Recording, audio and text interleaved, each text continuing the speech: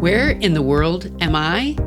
I'm in San Diego today, talking about Toronto, Canada. This is episode part 1 of 2. And I'm Dr. Mary Travelbest.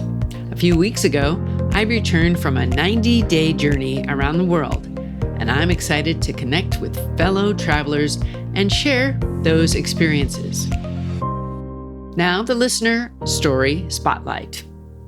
This is about Dio, who lives in Rio. Hey, that rhymes. It's Rio de Janeiro. That's her home. She was my Servas host for 2 nights. And she's maybe a little bit like you. She's wonderful. And she has a few medical issues. It was hard for her to walk far. And she didn't drive or even own a car. She's an artist, and her paintings were the artwork in her apartment, and they were stunning. She's also a wonderful chef, and she showed me how to use the public mobile payment laundromat near her home. We shopped in the grocery store together, and what inspired me was that Dio had the ability to make a visitor feel right at home, loved and excited to see her beloved city of Rio. We stay in touch today. Listen to future episodes about Rio de Janeiro. Now the quick fire FAQ. Do you travel on public transport? Let's explore one city. It's the city of Toronto, okay? And I looked up and used a few things in Toronto. So here are some facts about their public transportation. So they have a TTC called the Toronto Transit Commission.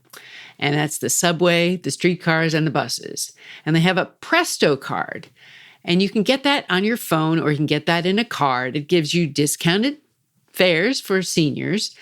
And if you ask ChatGPT, like I did, about the best travel options for you, whether it's the subway or any other mode of transportation, you're going to get detailed information instantly about what apps to download. And there's 3 of them. There's a Presto app. There's the TTC app that gives real-time arrivals. And then the TTC Official App for alerts and maps, things like construction that might be going on. Now, my experience using the transit system in Toronto was outstanding. I think it's one of the best in the world. And although it might seem complicated to download the Presto app and then the real-time TTC app, I found it to be a workable system, and the price was very reasonable. The only drawback was that you couldn't register for a senior price at the airport. Instead, you had to go to a Shoppers Drug Mart location, which was easily accessible in town. I had some leftover money on my Presto card when I left Toronto, but I didn't mind too much because it really was a cost savings in the long run. I wish I could transfer that money to you. Now, the 60-second confidence challenge. If you like confidence challenges, my book series is going to dive deeper into public transportation and how to build confidence using it. There is a link in the description. You can see book A starting on page 24 for addressing this challenge. And I have a website too, 5stepstosolotravel.com. You can also find it on Amazon. It's a several-part book series. And now for our destination deep dive, we're going to be talking about Toronto, Canada, part 1 of 2. I'll suggest some things to do in Canada for your next trip. And then in part 2, I'll share some of the experiences and more of them that I had during my trip. And all of these activities will depend on the weather. So if you're in the summer, fall, or spring, these are going to be good, but not necessarily in the winter. So the Toronto Islands day trip. Why should you go there? It's scenic, it's safe, and it's relaxing. It's perfect for walking, biking, or just enjoying the waterfront views of the skyline.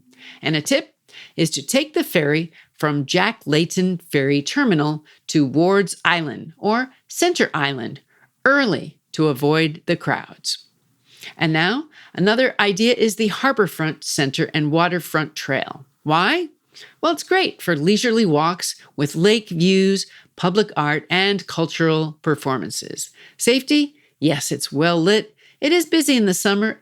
It's easy to navigate solo. And extra, you can join a short boat cruise from nearby. Now, the other destination is the Kensington Market and Chinatown. Why? It's got vibrant street scenes, global foods, and quirky shops. Is it solo friendly? Yes, it's busy and colorful with plenty of daytime activity. And a tip is to visit mid-morning for fewer crowds, but still lively energy. I stayed in Kensington for my first 2 nights in Toronto. The streets were very easy to navigate, and if you kept your eyes up, you could see the CN Tower from here, which made me more confident despite my directional challenges. There's also the Art Gallery of Ontario. They call it the AGO. Now, I didn't get here, but I would go there next time. I had already visited like 30 art galleries on my trip, and so I didn't need to see another one. But next time, I'd like to see this rich collection of Canadian and international art in a comfortable modern space. And a summer bonus, free Wednesday night admission. Now, there's a St. Lawrence Market. Why would I want to go there? It's famous for gourmet foods, fresh produce, and Canadian treats. And it's solo friendly, easy to browse at your own pace, and great for lunch. They also have lots of outdoor summer festivals in Toronto. And then some other notes for the safety of a senior traveler. Don't forget that the public transit, as I mentioned, is great. The neighborhoods like Yorkville and the beaches are especially solo friendly, but stay hydrated. Toronto summers can be very humid. And listen to part 2 for more on this destination. Now, a smart move and slip up.